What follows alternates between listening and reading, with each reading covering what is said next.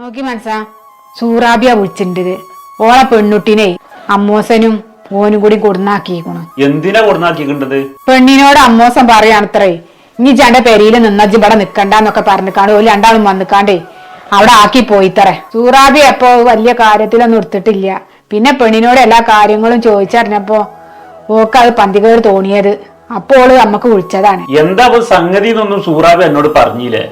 ഒരു പെരയിലിരിക്കുന്ന പെണ്ണിനെ ഇവിടെ കൊടുന്നാക്കുമ്പോ എന്തേലും ഒന്നും ഇല്ലാതെ പോലിപ്പോ മാപ്പിളയും അമ്മോസനും കൊടുന്നാക്കൊന്നുമില്ലല്ലോ. സംഗതി ഇപ്പൊ നമ്മളെ പെണ്ണുട്ടിന്റെ അമ്മോസന്റെ അഞ്ചനുണ്ടല്ലോ, ഓനാണല്ലോ ഇപ്പൊ ഈ വാർഡില് മത്സരിച്ചത്, നമ്മളെ അബ്ബാസും.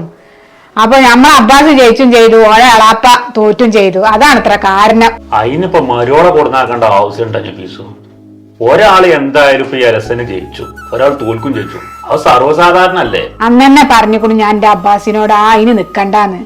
ഓലെ നമ്മളെ ബന്ധക്കാരല്ലേ, അപ്പൊ ഓലായിട്ട് നമ്മള് മത്സരിച്ചാ നിന്നാ അത് കുടുംബം തെറ്റാ, അതന്നെ കാരണം. അപ്പൊ ഓൻ പറഞ്ഞു പാർട്ടിക്കാര് പറഞ്ഞാലേ നിക്കാതിരിക്കാൻ പറ്റൂല. ഇപ്പൊ ഇനി ഇങ്ങനെ കായില്ല, ഇനി എന്താ കാട്ടുക? തെത്താൻ എബിസു ഇച്ചിപ്പ ഈ പറയേണ്ടത് ജയിച്ചലും തോൽക്കലൊക്കെ സർവ്വസാധാരണയാണ്. അതിന് കുടുംബം തെറ്റി നടക്കേണ്ട ആവശ്യമൊന്നുമില്ല. ഈ എലസം കഴിഞ്ഞാൽ കഴിഞ്ഞില്ലേ, അത് വരെയുള്ളവർ ആരുണ്ടാവും. അത് കഴിഞ്ഞാൽ എല്ലാം കഴിഞ്ഞു. പിന്നെ ബന്ധങ്ങളൊക്കെ നല്ല രീതിയിൽ കൊണ്ടെടുക്കലാണ് വേണ്ടത്.